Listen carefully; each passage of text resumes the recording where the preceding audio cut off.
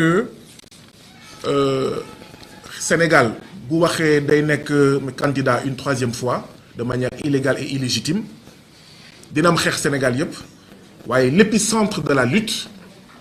l'épicentre du combat, c'est au niveau, ça sera au niveau de Dakar, de la capitale. C'est normal. 25% de la population sur moins d'1% du territoire. Moins Dakar. Donc c'est normal que fii xeex bi fi nar a am du am feneen. Donc muy calculer ne Guy Marius Sagna mënuñu ko bàyyi fii ndax loolu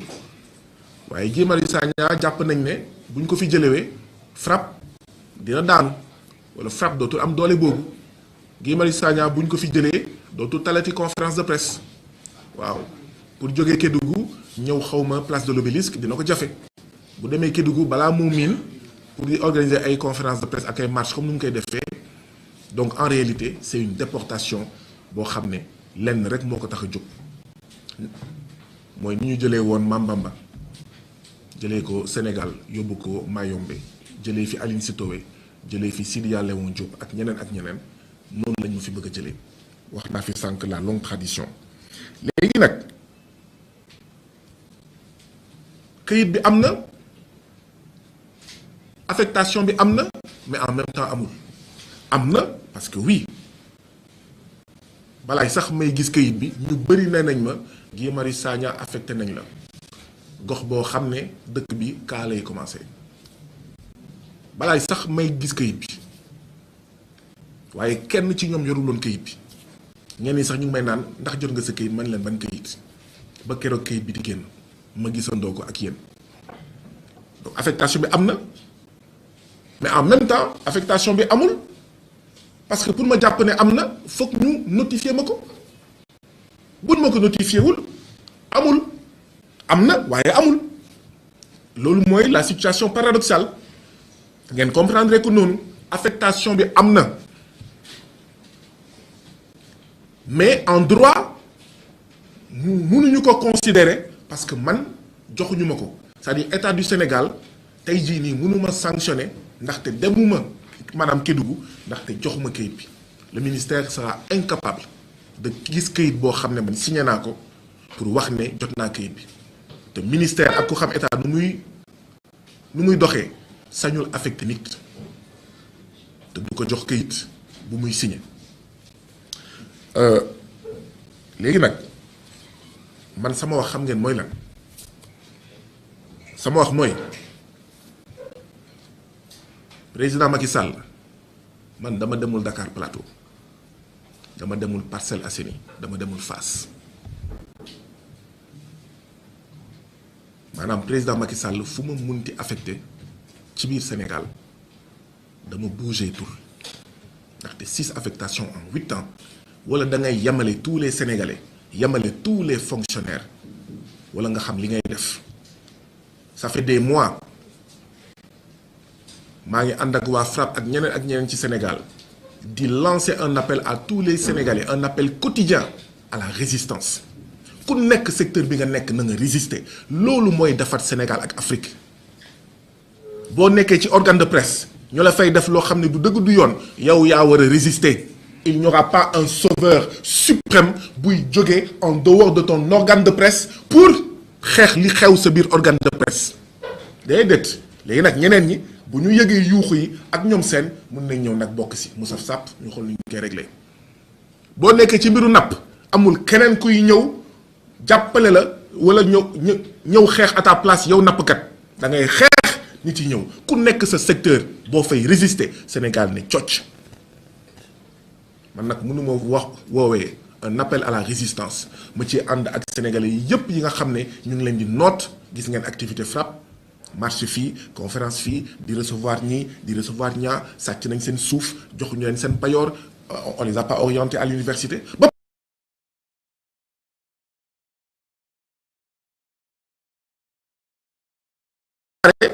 man mu am loo xam ne am na sama bërëbu liggéeykaay loo xam ne du dëgg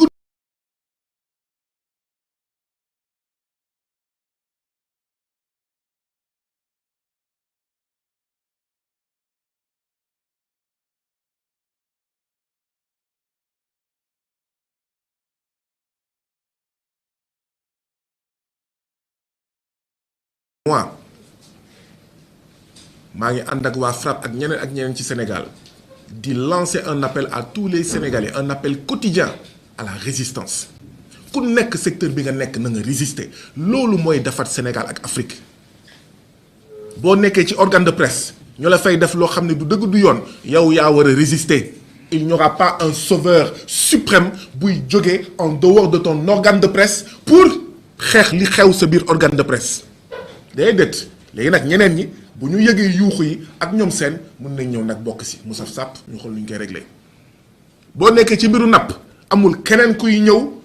jàppale la wala ñëw xeex à ta place yow nappkat da ngay xeex nit yi ñëw ku nekk sa secteur boo fay résister Sénégal ne cocc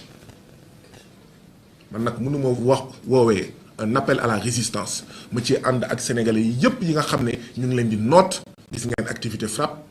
marche fii conférence fii di recevoir ñii di recevoir ñaa sàcc nañ seen suuf jox ñu leen seen payoor on les a pas orientés à l'université ba pare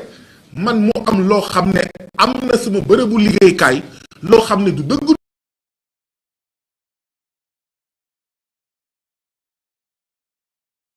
am loo xam ne am na sama bërëbu liggéeykaay loo xam ne du dëgg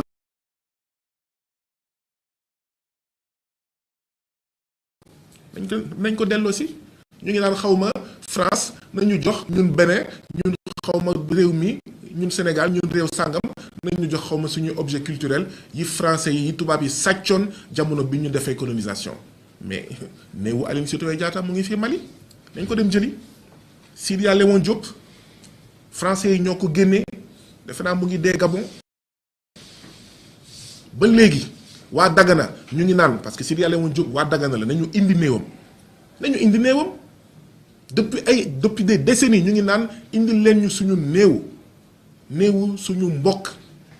ce grand sénégalais ce grand africain résistant mais Faidherbe amul lu mu deful pour soppi xelam mu def ko tubaab waaye mu lànk rek ne man waalo la man sénégalais la man africain la je défends les intérêts des africains et des sénégalais nañu indi néewam fi may daanelee ci métier point boobu moo di ne képp ki nga xam ne résistant nga woon sa néew nekk bitim réew nañ ko indaale. am na benn buuru Oussouye bu dee jumu moom mu ngi tudd Sia Lébé roi d'Oussouye moom li ko dal moo gën a bon dafa dee ñu jël son squelette mu ngi xawma dans le musée xawma d'histoire xawma lan ancienne xawma machin truc de France ñu koy étudier parce que jamono ñooñu dañoo jàpp ne ñun du ñu ay nit. Le corps du roi d'Oussouye Sia Lébé mu ngi France depuis bu mu deewee yàgg na ci jamono colonisation ñu def ko ci musée vous imaginez mais nañ ko indi nañ ko rapatrier waaye lu ñuy bañ rek mooy mu raviver mu renforcer mu ngi nekk au musée national d'histoire naturelle de Paris voilà suñu mbokk yi nekk Sénégal suñu mbokk sénégalais yi nekk Paris dañu dem doxantu foofu dañu fa gis benn squelette wala benn bopp waaw yàq ñu xeer mu jul fenn mais bu ma demee Mekki Matam ñoom ñu jàpp ne foofu mooy seen titre foncier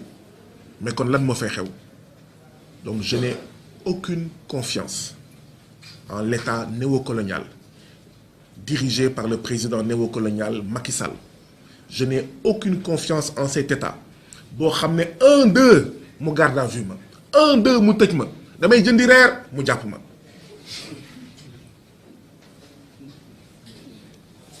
Macky Sall sa gendarmerie bi mais tëddeewul njaaxaanaay mu jàpp ma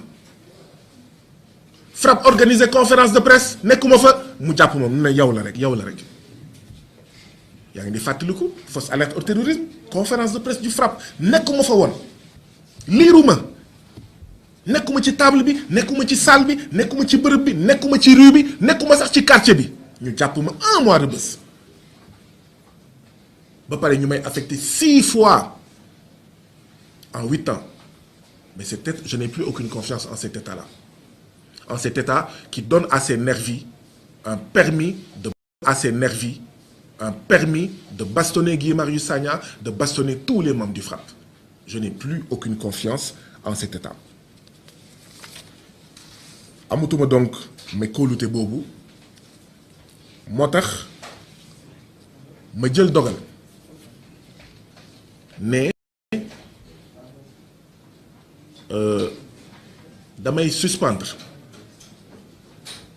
suspendre sama nekkin ci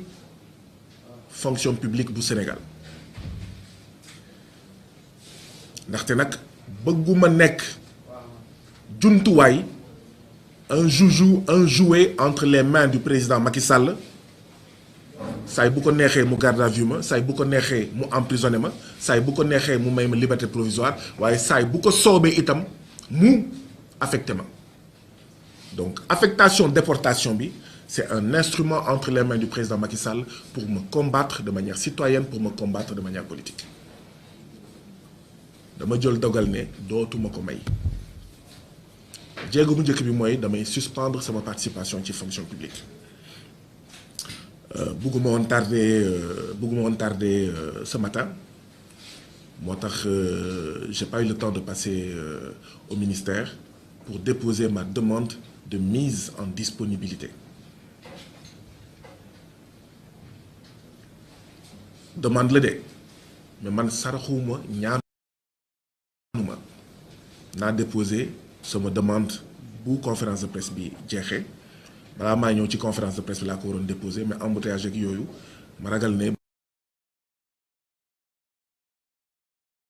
te tey sama demande de mise en disponibilité pour une période de 3 ans et débat wu ma si ak Macky Sall c'est à prendre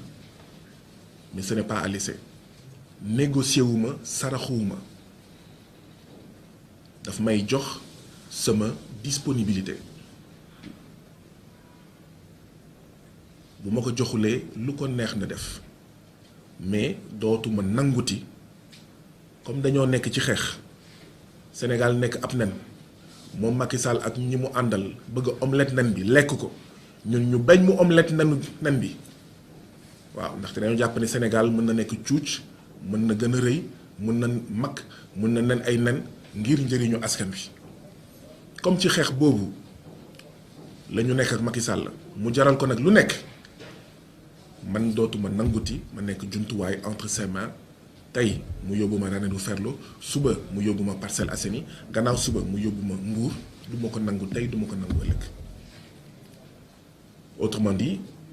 ça n'a absolument rien à voir avec Kédougou tey jii nii bu ma indilee notifié ma ne ma affecté naa la en face siège u FRAPP du ma dem fenn damay déposer sama demande de mise en disponibilité et ce n'est pas négociable ci demande de disponibilité bi naa leen wax ne c'est à compter de tel jour et ce n'est pas négociable jour boobu bu jotee man jël naa sama disponibilité ñu jox ma këyit am déet parce que nag ça suffit dans ce pays-là waaw un peuple un but une fois la ñu wax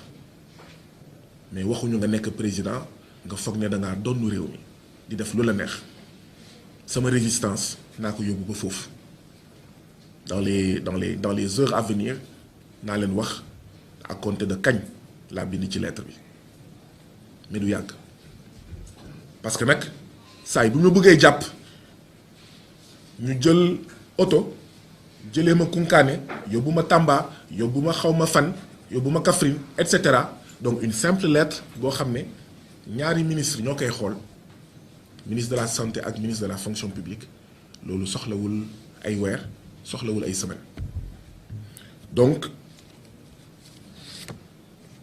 je refuse à partir d'aujourd'hui d'être un jouet entre les mains du président néocolonial Macky Sall boo xam ne ndeysaan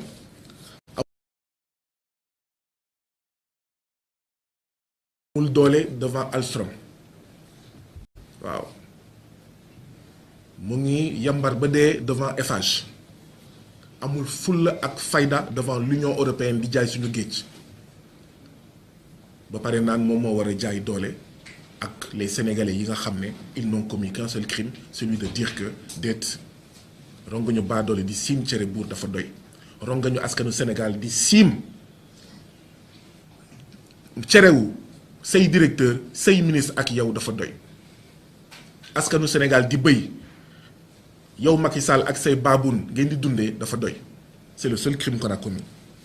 loolu nag am na loo xam ne man dootuma ko nangooti.